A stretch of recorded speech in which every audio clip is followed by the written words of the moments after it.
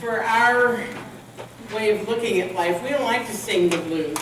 One of our positive musicians has a song that says, "I'm too blessed to sing the blues." But she does it in the blues kind of a style. It's pretty cool.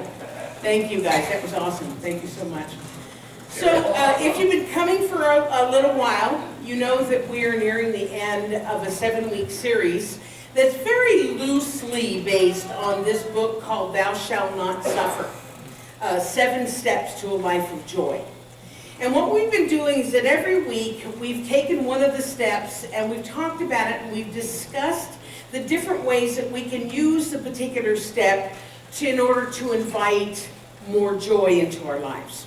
So if you remember in week 1, this was the doozy. In week 1 we fired our old God and we hired a new God. A God that was more reflective of who we are right now. I know that was pretty effective for people. Then in week 2, we practiced forgiveness because we learned that we can't have joy in our life when we're holding on to a lot of resentment and stuff. So we had to practice forgiveness and letting go of things. And in week 3, if you remember, we loved ourselves madly. Remember, we hugged ourselves. You guys remember this? Hug yourself. Let's do it. You ready? Here you go. 1, 2, 3. Wonderful, wonderful, wonderful me. That was a fun one. Absolutely. Then in week 4, we discussed the importance of honoring our wants and our needs, rather than judging them as bad or wrong. Because when we have an internal need, when we get that internal nudge, it isn't just like, oh, I want this. It is Spirit speaking through us and as us. So honoring that. And then last week, we learned how to surrender our attachment to the outcome. Because we have the understanding that we live in a friendly and supportive universe that has our back. And so this week, the talk is entitled, How Big Is Your Bucket? And it is about the spiritual practice of generously receiving. Receiving, not giving. For many of us, the idea of willingly receiving seems counterproductive because we are taught to be givers, right? And so we give generously. We give of our time, we give of our talent, we give of our treasures. And don't get me wrong, I'm not disagreeing with the idea about giving at all. I am a total believer in being a generous giver. In fact, we're going to be talking a lot about that next week. It feels good to give, you know, it feels good to help, it feels good to be there for others.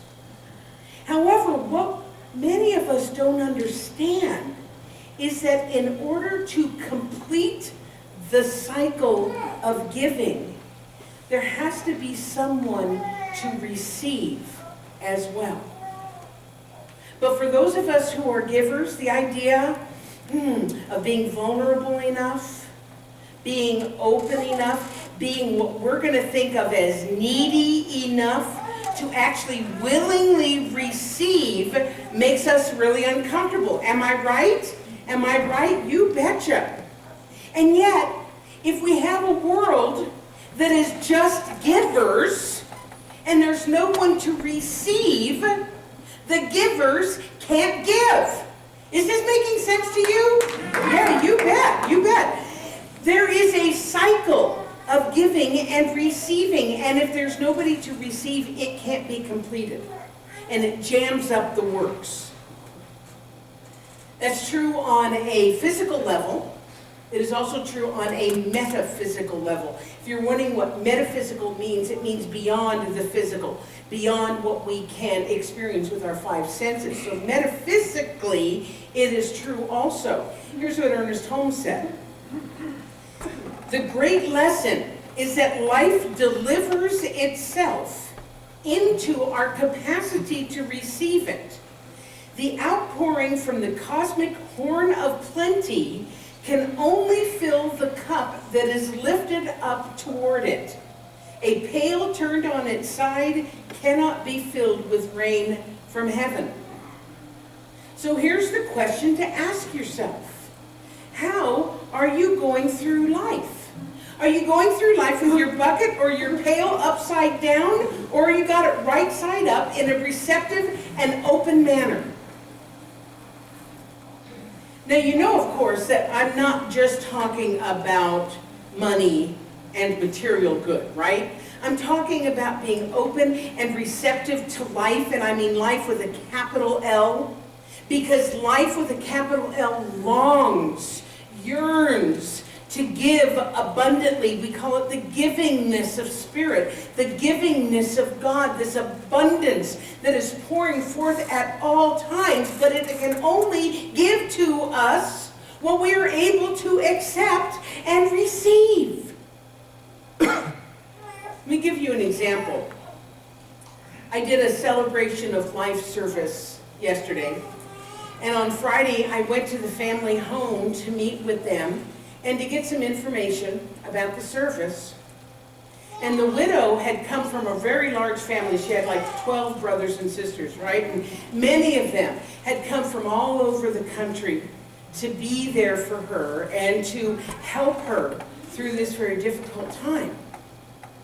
And although she was very grateful to them for being there, she was also extremely uncomfortable with it. She said, "I'm just not used to people going out of their way to help me. I'm the one who helps. This is hard for me." Anybody relate? Anybody relate? Yeah. So I knew that I was giving this talk today, so it gave me an opportunity to remind her that by not accepting others' help and support, she was denying them the joy of giving. She was denying them the same joy that she experiences when she is able to give. In other words, without our being willing to receive, the gift cannot be made. Ernest Holmes put it like this. Life is ever giving of itself. We must receive, utilize, and extend the gift. Receive, utilize, meaning make use of it, and then extend, meaning to give it back. They go hand in hand. So the question is, why is it that so many of us are reluctant to receive? What? WTF? Where's the faith? What's the fear? Or as our friend Graham says, why, that's fantastic. What is it about letting others help us or take care of us or give to us that feels so darn awkward and difficult? Well, I think one of the challenges is that for some people, receiving involves being vulnerable. Think about that. Think about that. When we give, we feel in charge, don't we? When we receive, not so much. For some of us, give, it's like an action word, right? And receive is a passive word. And for take charge people, the doers of the world, being passive or being vulnerable or, God forbid, thinking like we're being needy is just so hard. And yet, when we come to understand how life really works, and we see that giving and receiving are the yin and the yang, neither side larger than the other, both integral to the larger whole, the perfect symbol of balance. So when we understand this, we can let others help us with grace with profound gratitude that someone wants to be in service. In other words, we can let others have the fun of giving. So let's talk about some of the subtle ways that we deflect or refuse gifts. And I'm not just talking about material gifts. See if any of these sound familiar to you. Compliments. Wow, that's a cute dress. Oh, this, I bought it at Value Village.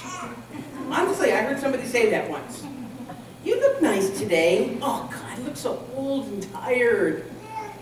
You did a great job on that project. Oh, nah, it was nothing. It was nothing. How about offers of help? Can I give you a hand with that? No, it's okay. I got it. Even though we're loaded up to the gills at the grocery store, yeah? I was lugging along a 2-ton box of cat litter yesterday. And if somebody had said, can I help you? Oh, no, I got it. Let me get the door for you. No, you don't have to do that. You're sick?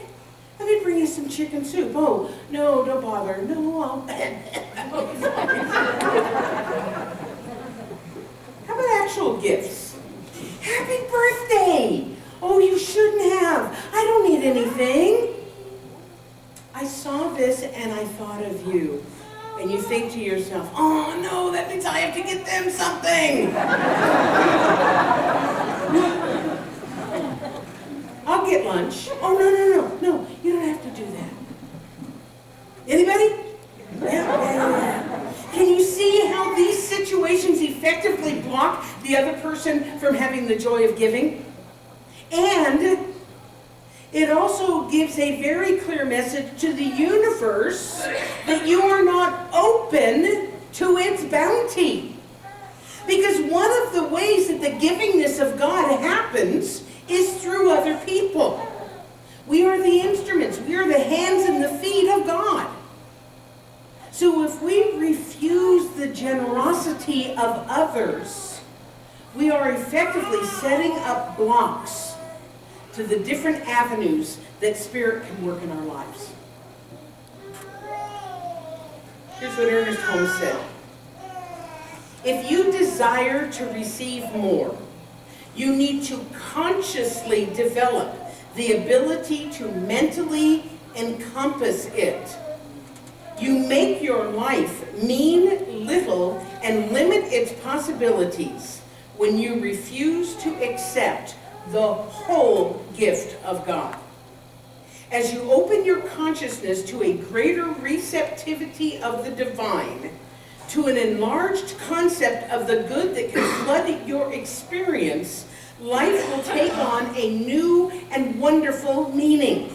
This is beautiful. As you open your consciousness up to receive, that good can come flowing forth and make life, how does he put it, new and wonderful. Now, I don't want to get all psychological on you, but I think that one of the other challenges that some people have is a feeling of being unworthy or undeserving of receiving. We have in our minds somehow that if people really knew us, if they really knew how flawed we were, if they really knew how broken we were, they wouldn't want to give to us. For example, I was the youngest of 4 kids, and I grew up believing that I was selfish and I was spoiled.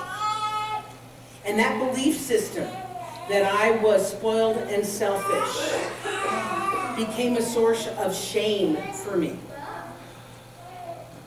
Therefore, as I became an adult, when somebody would give me a gift, or they would offer to help me, or they would compliment me, I got very uncomfortable. Even now. And I'm working on it, right? I remember when I received my ordination as a minister, which is a huge deal in our teaching. It isn't an automatic thing. It's something that you have to earn. My center wanted to throw me a big celebration. They wanted, a catered dinner and music and speakers and ministers coming in their robes and, lots and lots of hoopla. And I was really uncomfortable with the idea. I kept saying, it's not necessary. No, don't worry about it. Please, let's not make a big deal. Well, finally, one of my board members said to me, Pat, you need to get over yourself. He said, we aren't doing this for you. We are doing this for the minister of our center. I said, oh, well, that's different. All right, carry on. And we ended up having a fabulous celebration where many, many people involved got an opportunity to be in service. And I learned a significant lesson about the importance of receiving graciously. Because the truth is, I was worthy and deserving. Not because I was the minister, not because I had achieved a goal, not because when you have a celebration like that, it's kind of expected. I was worthy simply because I existed. I lived. I was an expression of the life force energy. For no other reason than that. I was worthy of receiving simply because I had within me the spark of the divine. As do all of you. Each one of us is deserving of all of the good of the universe. Because life has given the gift of itself to us. So here's a novel idea. What if we all agreed to say yes to the gifts of the universe in whatever form it chooses to give us? Yes? Yeah. What if we accepted genuine compliments as being a lovely gift and simply saying, thank you. Oh, you guys are getting this. Okay. What if we allowed ourselves to be vulnerable enough to sometimes admit that, yes, I do need help. Thank you. What if we allowed others to give to us because it is the completion of the law of giving and receiving? Ernest Holmes put it this way: no matter how abundantly the horn of plenty may pour out its universal gifts, there must be a bowl of acceptance, a chalice of expectancy, or the gift cannot be complete. So the question really is, folks, how big is your bucket? So we're going to answer that question with a few moments of meditation and affirmation. So Steve, I'm going to ask you to come up. We've been doing this almost every week because it's kind of lending itself to it. So I'm going to invite you, please, to become relaxed. And if it's comfortable for you, to close your eyes. And just allow yourself to begin melting into the seat.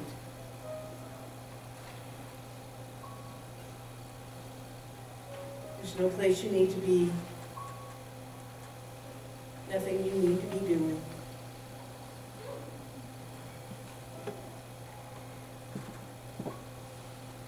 Imagine yourself as an open channel through which the good of the universe flows.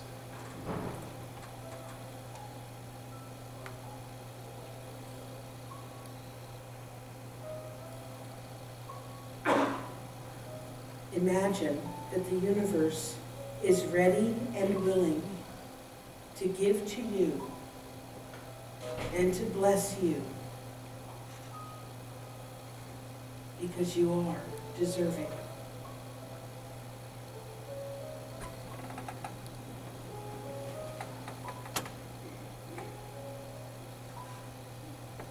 And now say to yourself in your own heart, I am open to receive love today.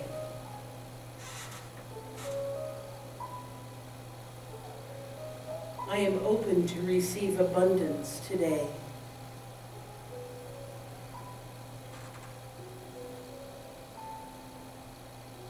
I am open to receive joy today.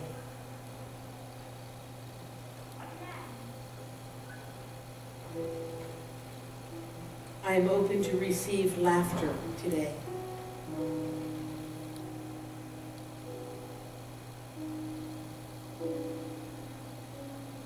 I am open to receive fun today.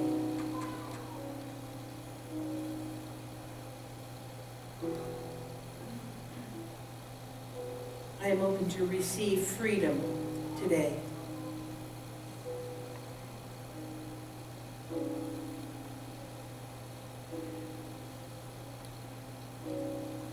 I am open to receive health today.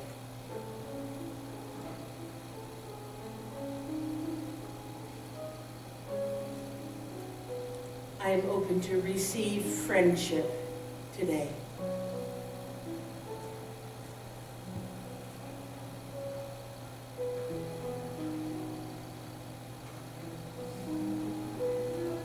I am open to receive prosperity today.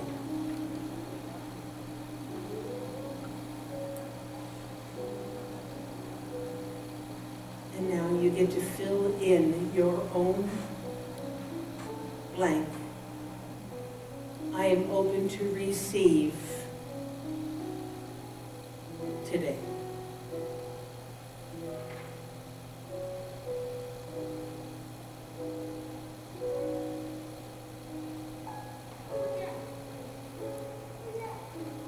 And simply allow those words and that feeling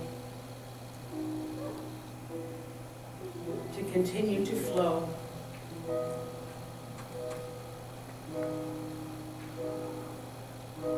Feeling at peace.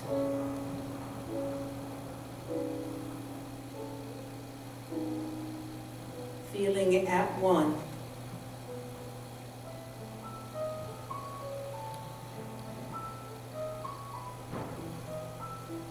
Feeling complete.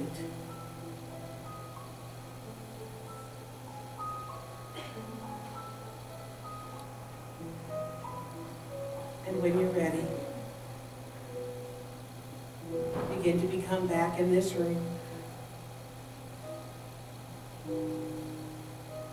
Start to feel the energy, the peaceful energy of the room.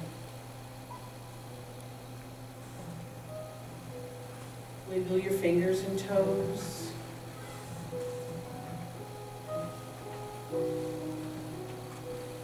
And when you're ready, open your eyes.